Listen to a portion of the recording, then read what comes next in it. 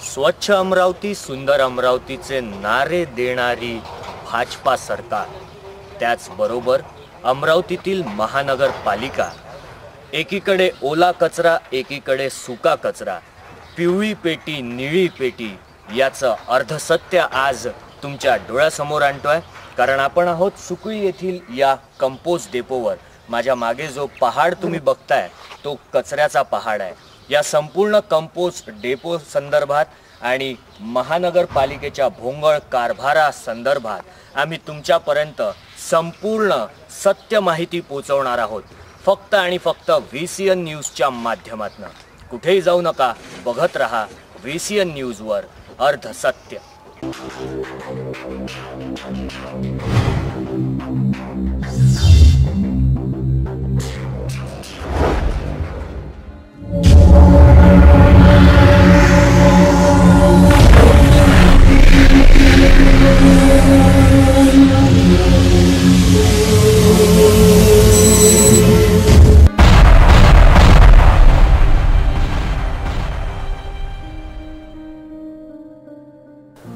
आपल्या घरातून निघणारा अनेक प्रकारचा कचरा महानगरपालिकेच्या घंटागाडीत टाकला जातो आणि आपण आपल्या घराला स्वच्छ ठेवतो। मात्र या कचऱ्याचं पुढे काय होतं यावर कोणीही विचार करत नाही। या कचऱ्यामुळे संपूर्ण शहरात किती प्रदूषण होत आहे, यामुळे कितीतरी लोकांच्या तब्येतीवर परिणाम होत आहेत।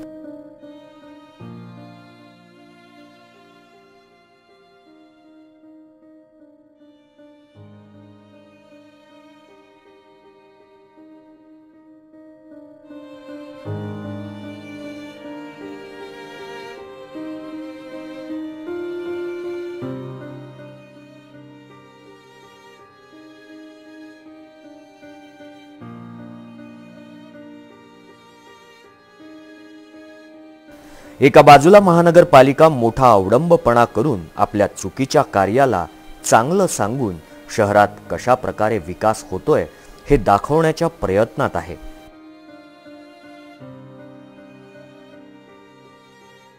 अमरावती शहराला स्मार्ट सिटीचा दर्जा देण्यासाठी धडपडणारी महानगरपालिका प्रशासन लोकांच्या डोळ्यामध्ये धूळफेक करते।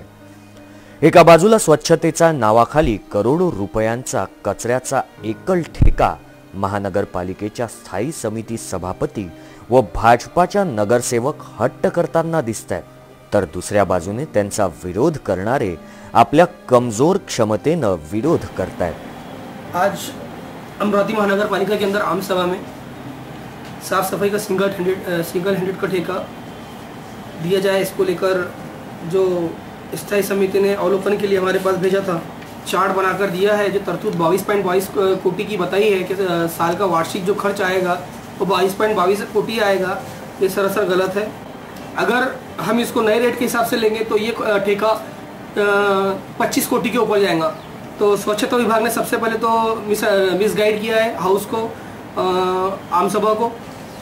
मैं कमिश्नर साहब से कहूँगा कि वो जो स्वच्छता विभाग ने जो हमारे पास में जो जानकारी सामने लाई है, इनके ऊपर कार्रवाई की जाए। जो भी इसके अंदर जिम्मेदार अधिकारी है उनके ऊपर इसके ऊपर कार्रवाई की जाए।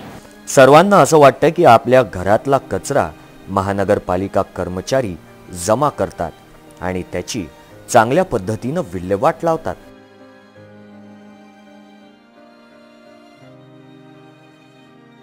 आणि त्यासाठीच महानगरपालिका प्रशासन भरपूर मोठ्या प्रमाणात खर्च करत असून प्रत्येकी 5 झोनमध्ये या कचरा व्यवस्थापनासाठी जागा सुद्धा आरक्षित केली। मात्र हे सर्व अर्धसत्य आहे। महानगरपालिका प्रशासन व कर्मचारी संपूर्ण अमरावती वासियांच्या डोळ्यात धूळफेक करतायत आणि हेच सत्य VCN न्यूज आपल्या कॅमेऱ्यातून जनतेसमोर आणताय।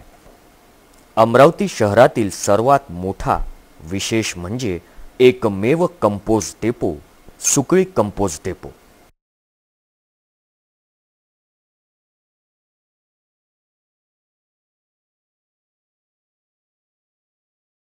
हे भयानक दृश्य आहे अमरावती भातकुली मार्गावरील सुकळी गावापासून अवघ्या हाकेच्या अंतरावरील महानगरपालिकेच्या कंपोस्ट डेपोचं। या भयानक परिस्थितीचा थेट अंदाज घेऊया।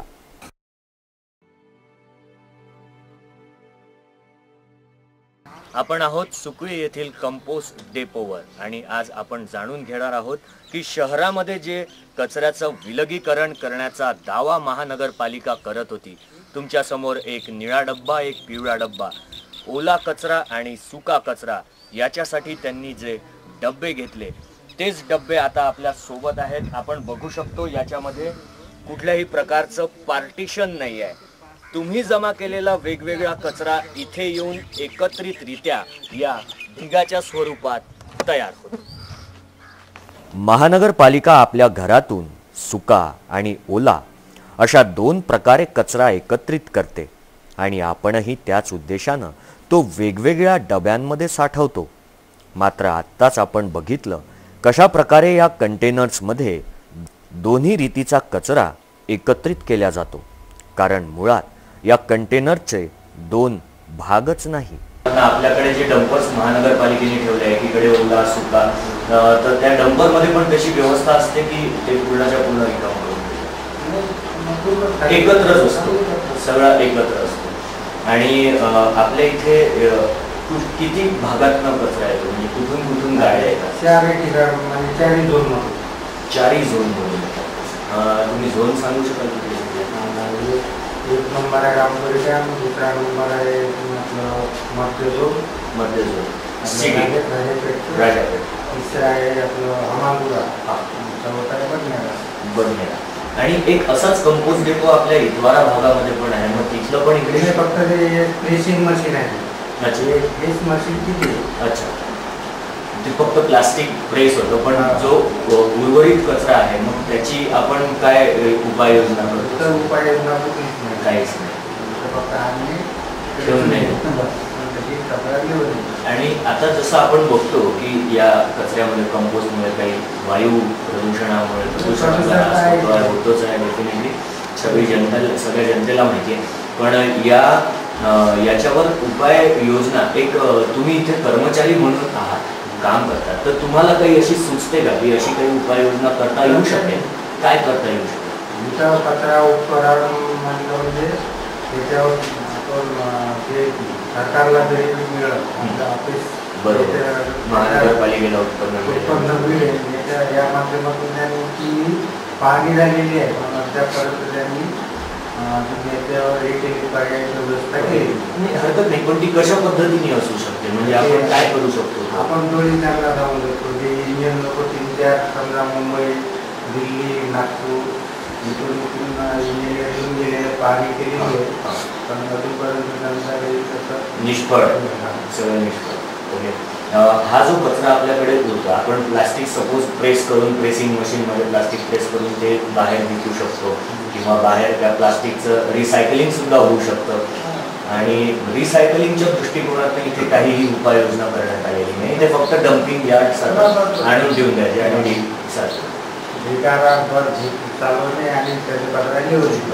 आणि चारही झोन मधला, म्हणजे अमरावती शहराच्या संपूर्ण चारही भागातला कचरा इथे आणला जातो। रोजचे जवळपास 200 ते 250 टन कचरा, म्हणजे 200-250 ट्रक येतात, प्रत्येकी ट्रक मध्ये 1 ते 1.5 टन। आपण जसं म्हणजे 200-250 टन गाड्या समजा कचरा संपूर्ण शहर। हा संपूर्ण परिसर 30 पेक्षाही जास्त एकरच्या क्षेत्रफळात असल्याची माहिती मिळाली आणि गेल्या 10 वर्षांपेक्षा जास्त कालावधी लोटून गेलाय हा कचरा एकावर एक ठेवून इथेच साठवल्या जातोय।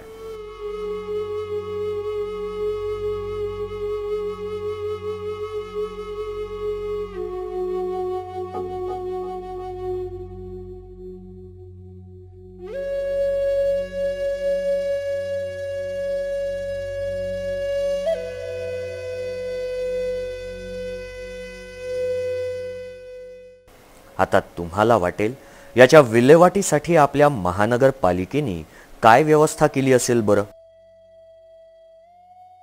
प्रेसिंग मशीन बद्दल की याचं उद्घाटन जसं आता तुम्ही मला सांगितलं की 15 ऑगस्ट 2016 ला झालं आणि त्यानंतर ही किती वेळा ऑपरेट करण्यात आली किंवा ऑपरेटच नाही केलं? उद्घाटन झालं, रिबन टाकली। अच्छा, त्या दिवसाला कारण इथे 3 शिफ्ट मशीन म्हणजे पॉवर सप्लाय आहे, फक्त आज आहे तुम्ही आहे लाईट त्यांना आम्हाला इथे तुमच्यासाठी पण ज्या सोयी सुविधा असायला पाहिजे, तुमच्या कर्मचाऱ्यांसाठी सुविधा नाही, कुठलीच सुविधा नाही ना, मास्क आहे नाही तर जेव्हा गणपती होतो आम्हाला नाही मास्क नाही काही नाही। बरोबर, या वायू प्रदूषणाचा त्रास थेट रविनगरपर्यंत पोहोचतोय, बाजूच्या गावांना पण श्वसनाशी रिलेटेड काही भरपूर त्रास होत आहे। त्या अनुषंगाने आपण जर बघितलं तर कर्मचारीच इथे सुरक्षित नाही, तर आपण बघू शकतो की आम जनतेच काय होत असेल। हरकत नाही, आपण जरा मशीन बघूयात ती प्रेसिंग मशीन जी 15 ऑगस्ट 2016 रोजी इथे आणून बसवण्यात आली। या मशीनच्या ऑपरेटिंगसाठी एका व्यक्तीची नेमणूक सुद्धा करण्यात आली।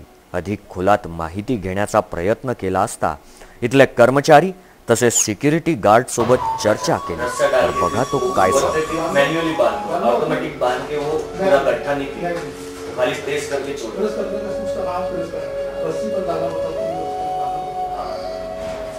इतना पैसा लगेगा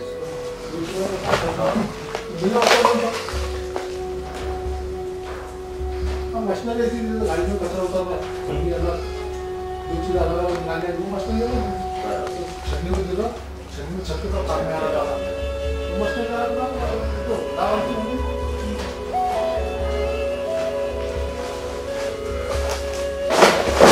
देखा था इसके गद्दे करना हम लोग तो उज्जैन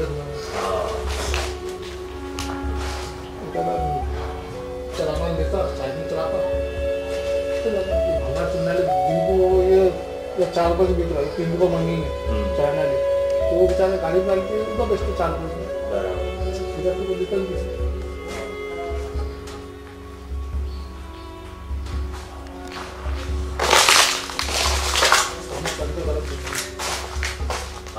कितना टन रहेगा वो कर लेगा, हाँ टन तो पूरा करो मीटर रीडिंग अच्छे सही था, मीटर रीडिंग है।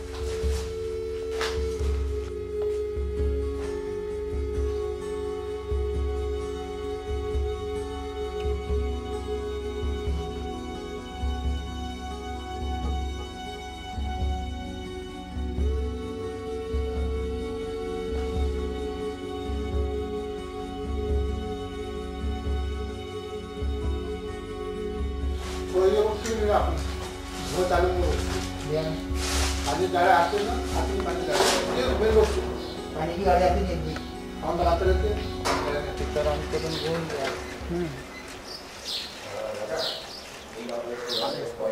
करून त्यांना सांगितलं. बरोबर. इथे कचऱ्याला ज्या वारंवार आग लागायच्या घटना होतात, तर या संदर्भात आपण जेव्हा अग्निशमन विभागाशी संपर्क करतो तर मग त्याची उपाययोजना कशा पद्धतीने? आम्ही आमच्या अधिकाऱ्याला जे त्यांच्या अंडरमध्ये येतो त्यांना आम्ही कॉन्टॅक्ट करतो, तर साहेब तिथे आग लागली आहे, लवकर फायर ब्रिगेडची गाडी पाठवा. ते पाठवा हवामान ते 4 घंटे फायर ब्रिगेड गाडी येत नाही.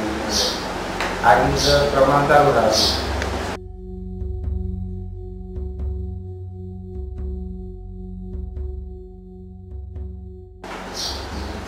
आणि एक हे असं होतं की आता जर समजा एक ट्रक आला तर त्याच्यामध्ये 3 टन आहे की 2 टन आहे की 20 टन आहे, हे आपण कसं मोजू शकतो?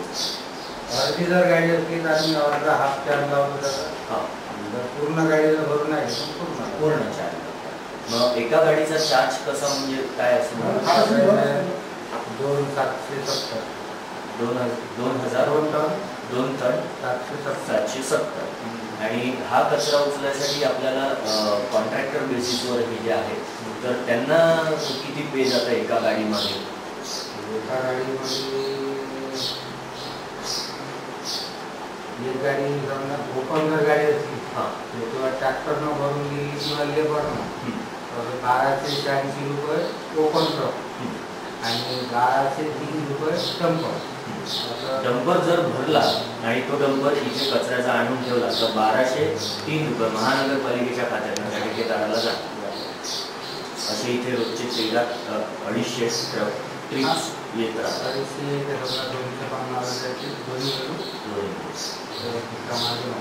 7,820 आणि हे 4,090. हे पूर्ण वजन खाली वजन हे रिकाम असतानाचं वजन आहे.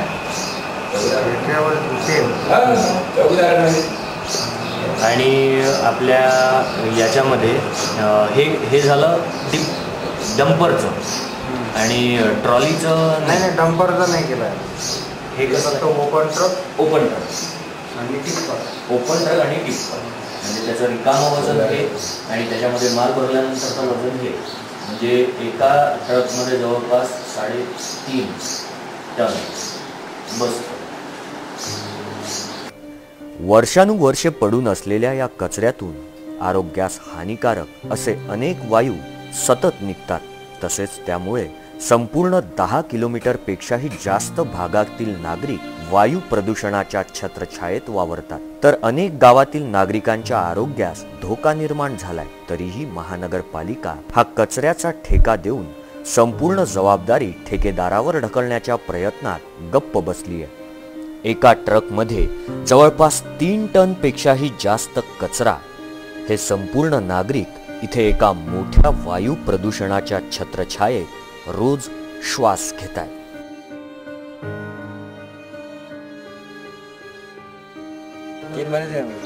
तीन महीने से बारिश चालू थी, पूरा कचरा था पूरा. लाइन भी नहीं थी, अभी आई लाइन पानी भर. अच्छा, अंधेरे में दिन काटे. फिर लाइन ही नहीं थी तो ये मशीन कैसे क्या चालू होती? बट्टे इधर भैया है, बट्टे रात भर चालू रहती थी क्या? नहीं, कोई ये मशीन है, कोई तो मशीन बनी जब पहले से, जब से लगी तब से बनी जब मशीन चालू कामी मशीन उद्घाटन हो गया इसको. अभी लड़का है, अभी पुराना है 2 साल से, उसको माहिती. ऑपरेटर भी नहीं कोई नहीं. इथून रोजच आपल्या शाळेत जाणाऱ्या विद्यार्थिनींना काय त्रास सहन करावा लागतो जाणून घेऊ. इस डेपो से सटे हुए लसनापुर गांव के कुछ विद्यार्थी हमारे साथ है जो कि हर रोज यहीं से आना जाना करते हैं. इनसे हम जानेंगे कौन सी कक्षा में सभी तीनों. नहीं, ये 6वीं और 8वीं है. आप 8वीं, आप दोनों 8वीं और ये 6वीं. तो मैं आपसे जानने की कोशिश करूंगा कि आप यहाँ से रोज आना जाना करते हो? यस सर, रोज आना जाना. आपको यहाँ पे क्या दिक्कत है? बारिश के टाइम पे जब बारिश होती थी यहाँ की जो मट्टी सूखी वो एकदम गीली गीली होकर बहुत ही कीचड़ हो जाता है, जिसके कारण साइकिल नहीं निकल पाती. और इसके अलावा आपको और ये धुएं के कारण कभी कभी मतलब तबीयत खराब हो जाती है. फिर बस टाइम पे बहुत प्रॉब्लम होती है, बहुत गंदी बू भी आती है. आप देख सकते हैं किस तरह से नागरिक तो यहाँ पर इस डेपो से परेशान हैं ही, लेकिन यहाँ पर बच्चों की स्वास्थ्य पर असर हो रहा है। साफ तौर पर सभी बच्चे हमें यहाँ पर बता रहे हैं कि ये कितना इसका असर कहाँ तक हो रहा है।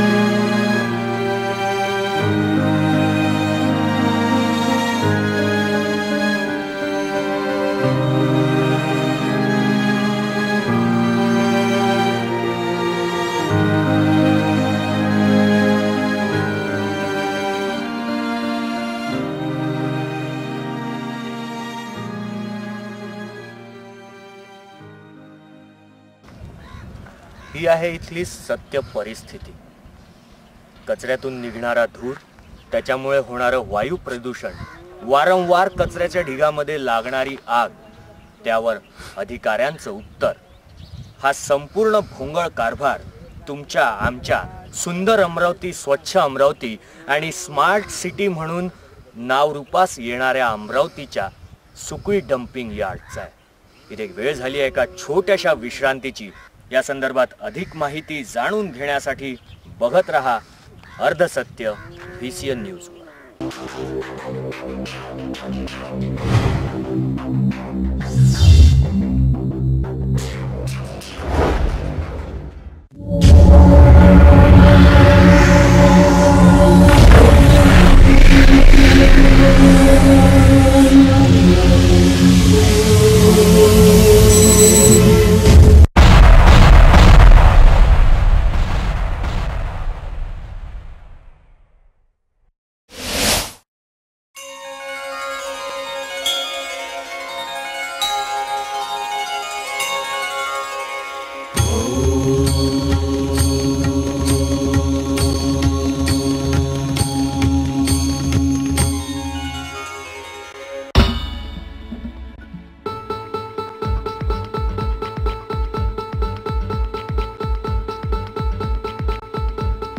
घरची शान, घरचा मान, घराकडे तिचे सर्व ध्यान।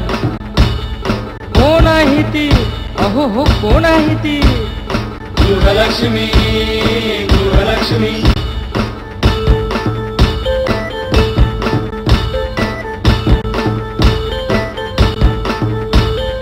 ममते पोटी प्रेमासाठी झटते नेहमी घरच्यासाठी। अहो पण काय केलं तिच्यासाठी? म्हणूनच तर घेऊन आलोय आनंद एका स्त्रीचा। अगं बाई,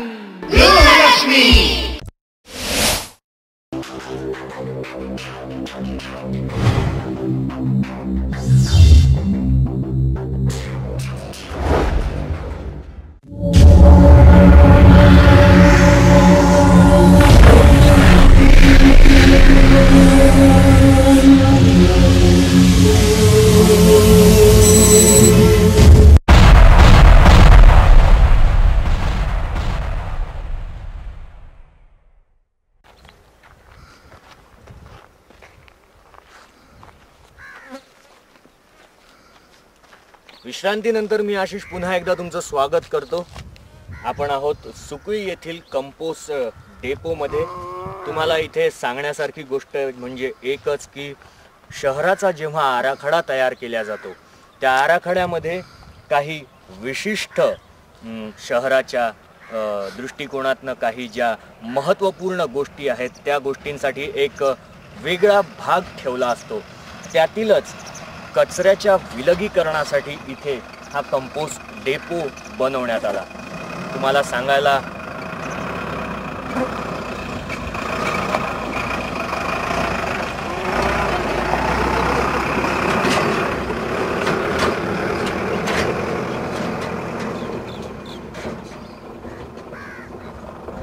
आपण बघू शकतो इथे कशा प्रकारे ट्रक आणि टिप्पर आणि डंपरच्या माध्यमातून कचरा येतोय। अधिकृत सूत्रांनुसार आपल्याला माहिती मिळाली आहे की इथे रोजचे 250 पेक्षा जास्त ट्रक येतात। म्हणजे आपल्या संपूर्ण अमरावती शहरातील कचरा हा एकमात्र या ठिकाणीच एकत्रित करण्यात येतोय, ज्याची विल्हेवाट कशा पद्धतीने लागू शकते किंवा ती विल्हेवाट कशी लावल्या जाते त्याच्या उपाययोजना महानगरपालिकेने काय केल्या आहे ते आपण बघणार आहोत।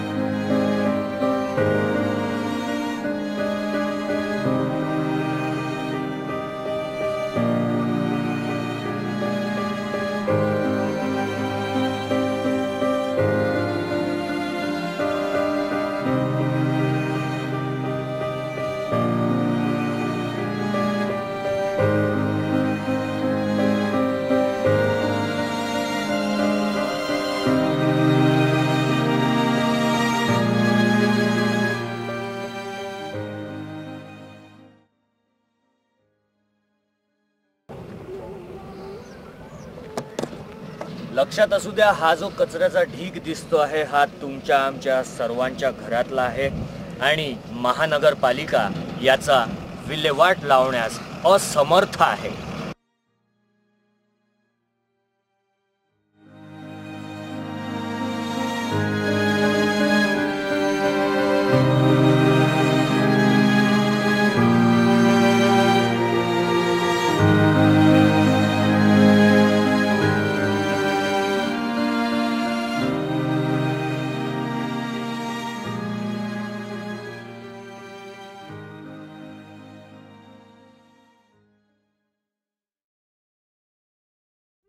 दिवसातले 200 ते 250 ट्रक, एका ट्रकमध्ये जवळपास 3 टन कचरा. गेल्या 10 वर्षांपेक्षाही जास्त कालावधीपासून ओव्हरफ्लो झालेला हा सुकळीचा कंपोस्ट डेपो. जसं इथे येणारा कचरा थांबत नाही तसाच आमचा हा कार्यक्रम सुद्धा इथे थांबणार नाही. या संपूर्ण गोष्टीवर विचार मंथन केल्या जाईल, जाणकारांकडनं याची माहिती घेतल्या जाईल आणि याच्या विल्हेवाट लावण्याच्या सूचना महानगरपालिकेपर्यंत पोचवण्यात येतील. मात्र तुर्तास इथे वेळ झाली आहे आजचा कार्यक्रम संपवण्याची.